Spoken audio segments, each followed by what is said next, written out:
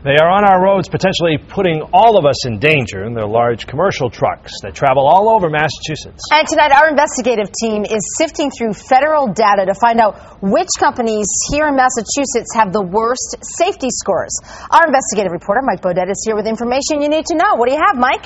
Maria and Mark, we searched the federal government's database for information about Massachusetts-based trucking companies, and we found company after company scoring poorly, very poorly, on safety. They are unforgettable images, but they're not uncommon. Boom, I just hit a huge explosion. Large commercial trucks are crashing all the time in Massachusetts. More than 2,000 crashes in 2008 alone that killed 20 people. Just last month, this speeding tractor trailer rolled over onto 3 passing cars in Lincoln, seriously injuring the truck driver.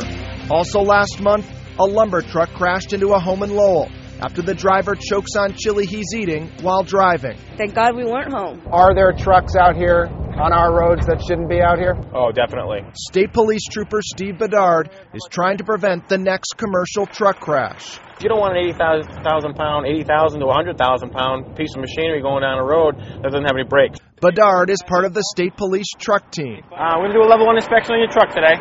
The truck team inspects large commercial vehicles all over Massachusetts. 18,000 truck inspections a year. Hit the brake. The inspection results are forwarded to the Federal Motor Carrier Safety Administration, which gives companies 2 safety scores, one for its trucks, the other for its drivers. The higher the number, the worse the score. Most carriers fall within the 40 to 60 range. The problem carriers will be anywhere from 75 to 100. State Police Sergeant Norman Anger has been on the truck team for 25 years. We have carriers, and not many of them, but we have certain carriers that we know consistently have maintenance issues, driver issues, problems in their operation. Are some carriers just not concerned about safety? We get that impression. We get the impression that all they're concerned about is making the delivery and getting the product where it's going. The state police aren't naming names, but we searched the federal government's database and identified companies with 40 or more trucks that have the worst safety scores for vehicles. Remember, a high number is a bad score.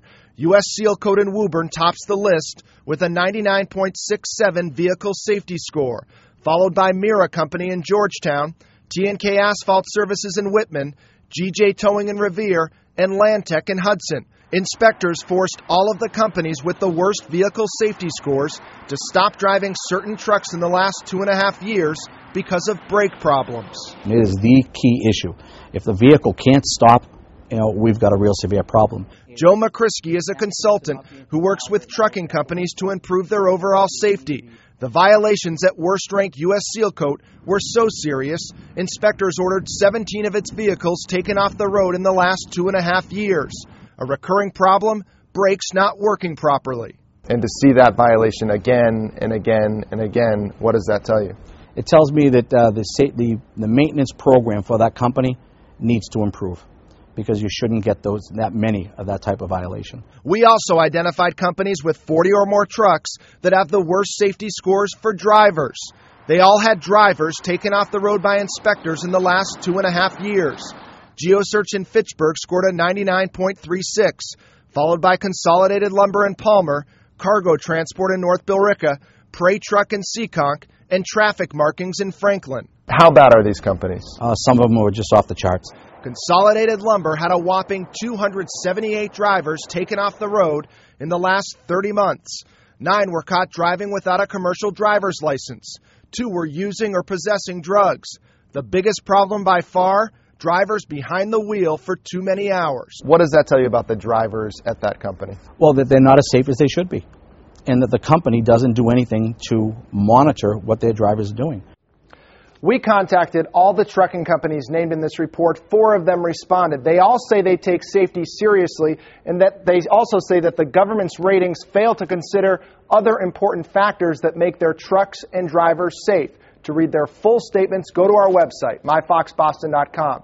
Now, state police say there is good news. The number of people dying in commercial truck crashes in Massachusetts is down, and they also stress that you can't blame truck drivers for all the crashes. In fact, they say most of the crashes involving large commercial trucks are caused by drivers in vehicles riding next to the trucks. Maria, Mark? So, Mike, is there anything all of us can do to reduce the risk of being involved in a collision with one of these trucks? Well, there is. It sounds simple maybe, but state police are reminding people to keep their distance from commercial vehicles. Truck drivers have serious blind spots when they're behind the wheel, so you don't want to travel next to them for long periods of time, or the truck driver could lose track of you, either pass them or let them pass you.